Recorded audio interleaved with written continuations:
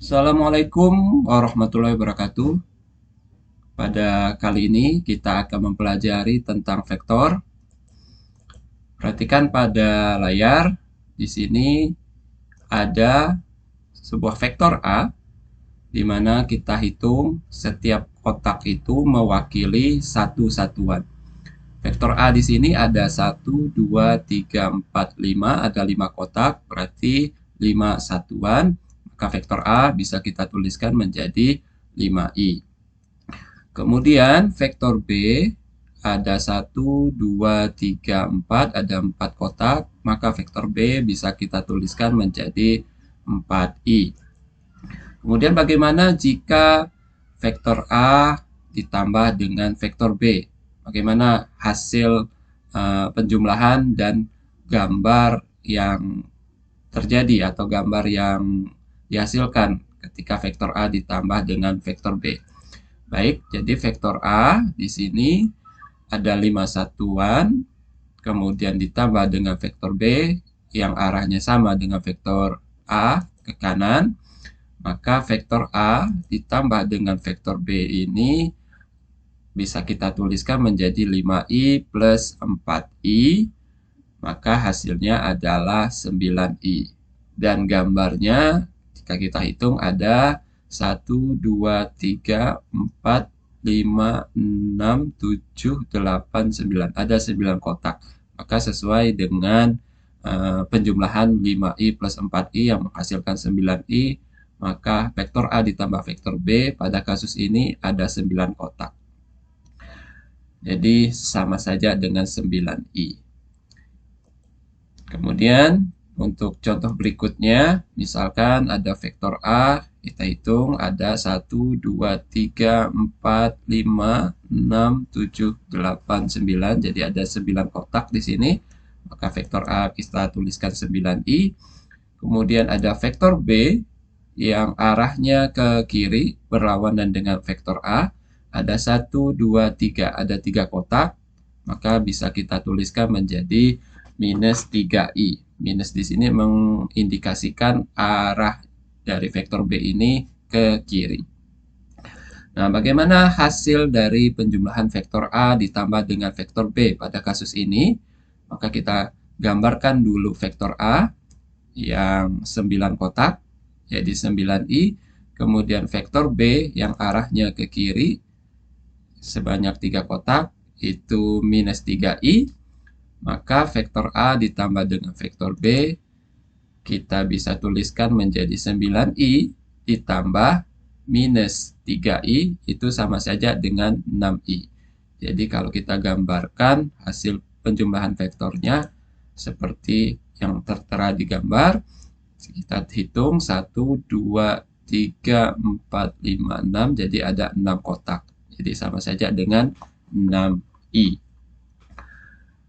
Kemudian kita lanjutkan untuk kasus yang berikutnya pada penerapan arah vertikal. Jadi pada sumbu Y atau pada komponen vektor ini kita simbolkan dengan J. Baik, kita hitung ada 1, 2, 3, 4, 5, ada 5 kotak. Maka vektor A ini bisa kita tuliskan sebagai 5J.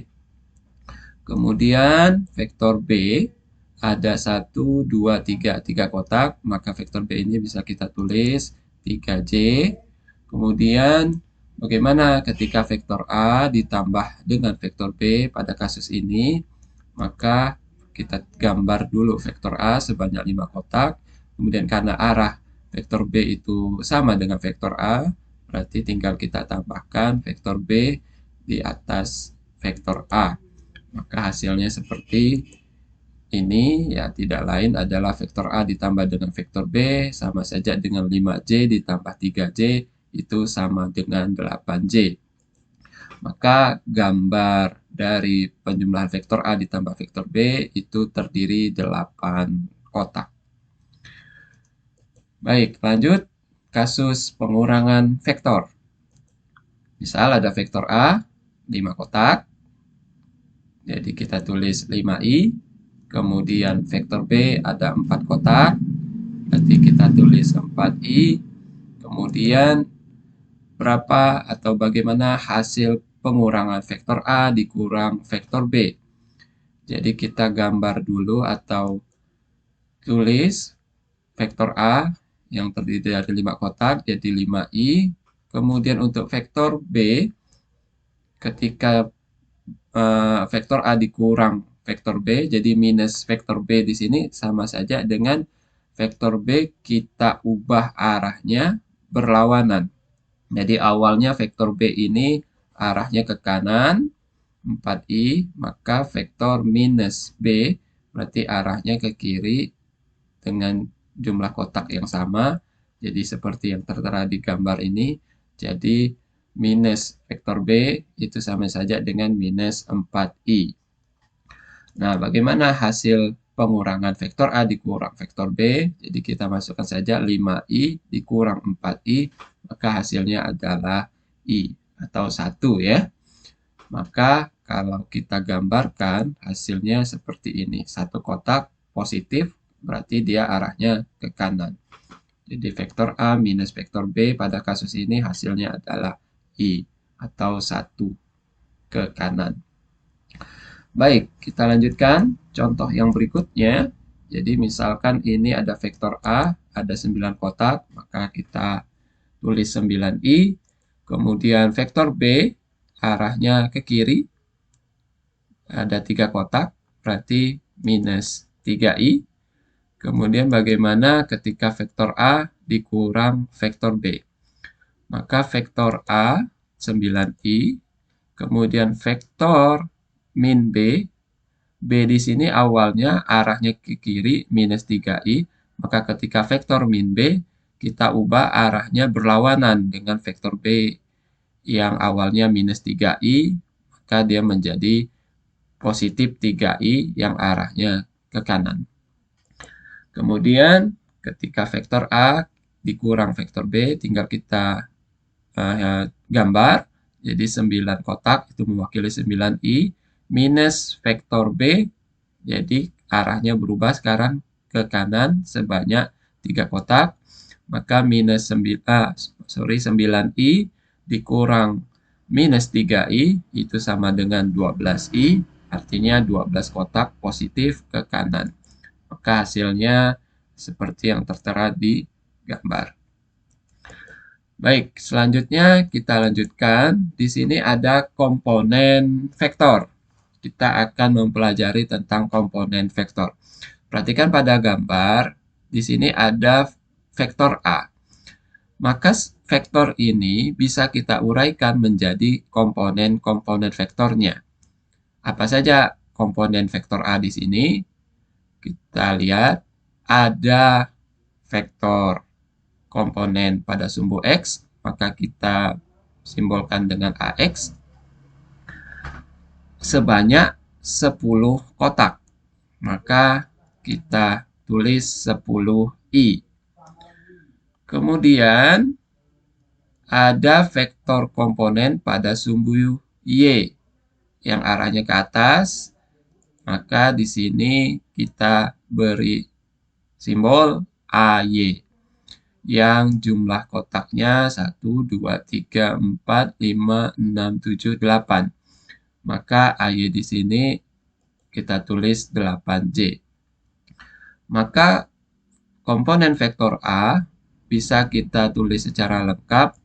Jadi vektor A itu terdiri dari 10i, yaitu komponen vektor A pada sumbu X, dan 8J, yaitu komponen vektor A pada sumbu Y. Maka vektor A bisa kita tuliskan 10i plus 8j. Jadi gambar ini bisa diidentifikasi dengan vektor komponennya, bahwa vektor A ini sama saja dengan 10i plus 8j. Sekarang kita lanjutkan contoh yang lainnya, masih sama dengan komponen vektor. Misal di sini ada vektor A, maka kita identifikasi atau kita uraikan komponen vektor A tersebut. Yang pertama pada sumbu X, maka arahnya ke kiri berarti negatif ya, ada berapa kotak? 1, 2, 3, 4, 5, 6, 7. Ada 7 kotak. Berarti kita tulis minus 7i karena arahnya ke kiri pada sumbu X. Kemudian komponen vektor pada sumbu Y atau komponen vektor A pada sumbu Y atau kita tulis AY. Berarti kita hitung ada berapa kotak? 1, 2, 3, 4, 5, 6, 7, 8, 9, 10. Ada 10 kotak. Maka AY kita bisa tulis jadi 10Z.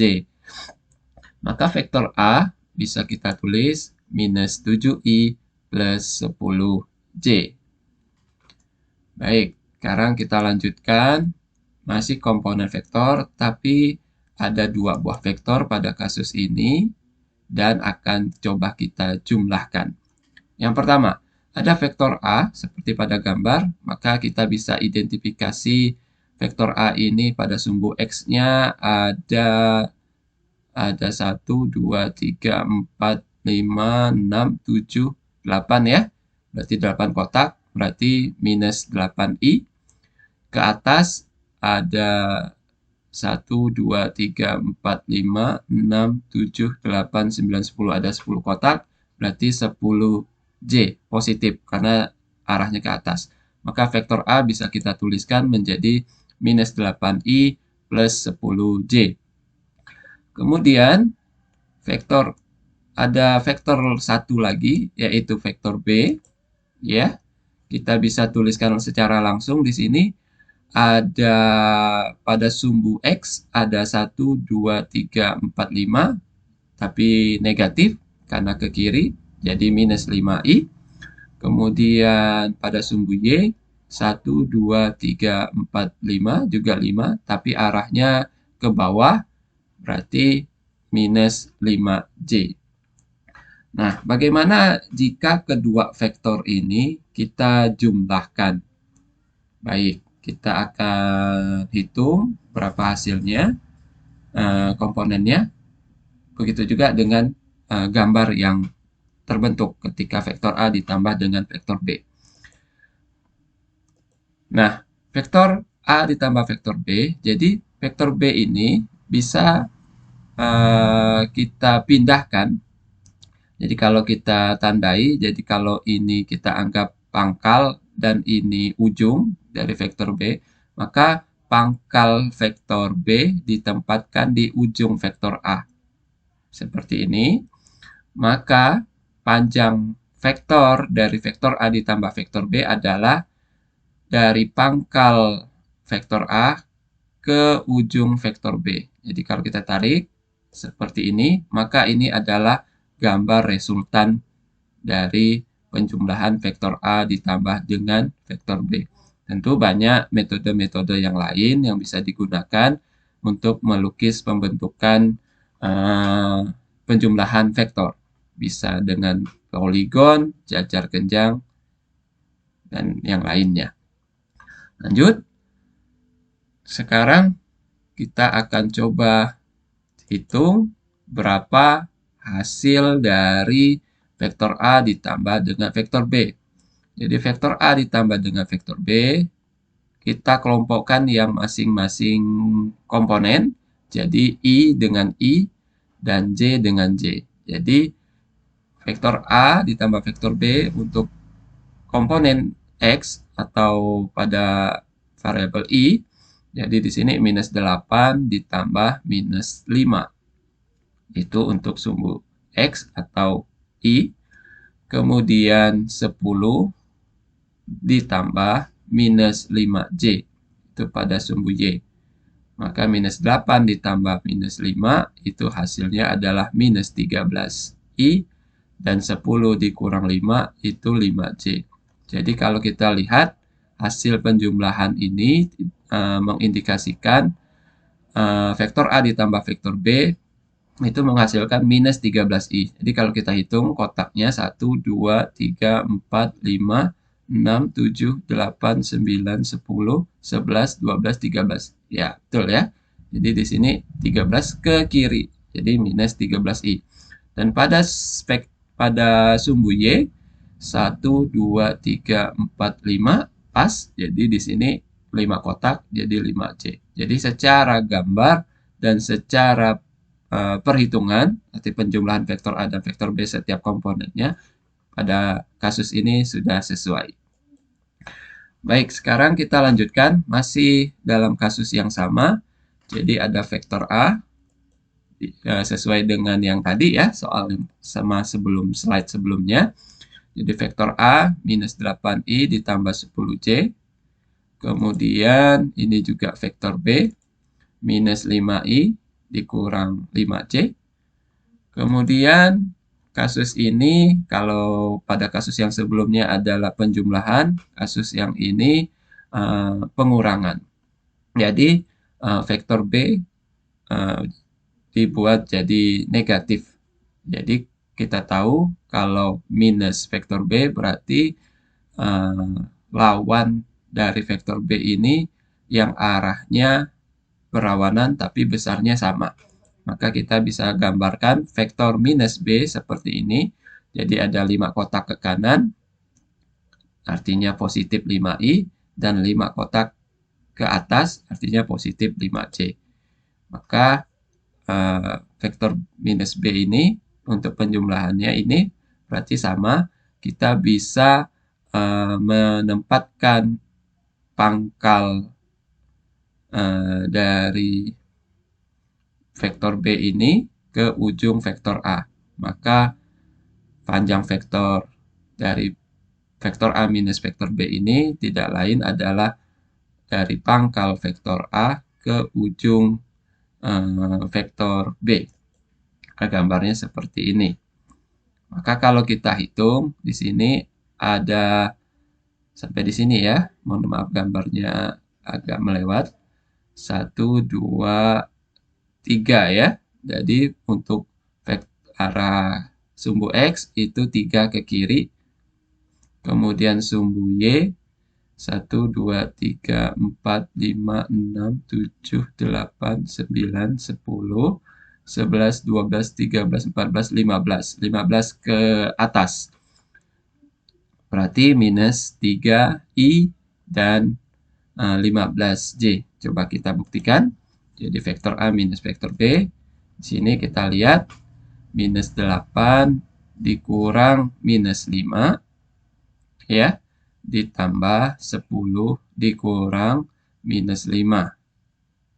Maka hasilnya adalah minus 3i ditambah 15j sesuai dengan gambar.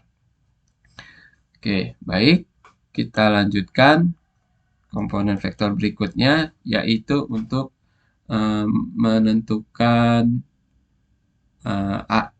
sumbu X dan sumbu Y itu ketika membentuk sudut sinus atau kosinus yang digunakan. Nah, ini biasanya mahasiswa kadang sering menghafal dan keliru. Jadi ini jangan menghafal tapi usahakan dipahami bagaimana cara menentukan sinus atau kosinusnya. Jadi tergantung letak sudutnya ya, bukan pada sumbu X, bukan pada sumbu Y. Jadi kalau X sudah pasti sinus atau X sudah pasti kosinus, tidak. Jadi dia tergantung pada letak sudutnya. Oke, coba kita bahas sekarang. Maka vektor A ini punya komponen vektor pada sumbu X, maka kita beri AX. Kemudian pada sumbu Y ada AY. Kemudian misalkan ini sudutnya di posisi alfa ini seperti pada gambar. Nah, kalau kalian menghafal di sini AX sudah pasti sinus atau AX sudah pasti kosinus atau sebaliknya AY pasti sinus. Nah, itu jangan menghafal seperti itu, tapi Anda lihat letak sudutnya di mana. Nah, metodenya banyak ya. Ada yang pakai hafalan sami, samping miring, depan miring, dan seterusnya. Itu metode.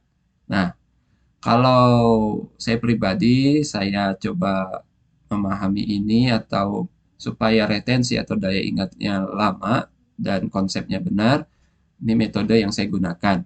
Ini silakan kalau merasa mudah silakan diikuti. Jadi perhatikan sudutnya. Jadi kalau sudutnya di sini, sisi yang berhadapan dengan sudut itu sinus. Sisi yang berhadapan sudut itu yang mana? Ini sudut, berarti sisi yang berhadapan sudut ini yang di bawah sini, AX. Sudut sorot ke bawah di sini. Berarti sisi yang berhadap sudut itu adalah AX, dan AX ini jadi A sinus alfa. Ya, jadi sisi yang berhadapan sudut, saya ulangi lagi, sisi yang berhadapan dengan sudut, jadi di sini AX itu sinus. Sudah pasti sinus. Nah, kalau sekarang patokannya adalah cara mengingatnya atau menghafalnya adalah sisi yang berhadapan dengan sudut sinus. Jadi AX merupakan sisi yang berhadapan sudut, berarti A sinus alfa. Nah, sisi yang bersebelahan sudut, ya, sisi yang di sebelah sudut, saya indikasikan bahwa sisi yang di sebelah sudut itu adalah AY. Jadi yang di sebelah sudut.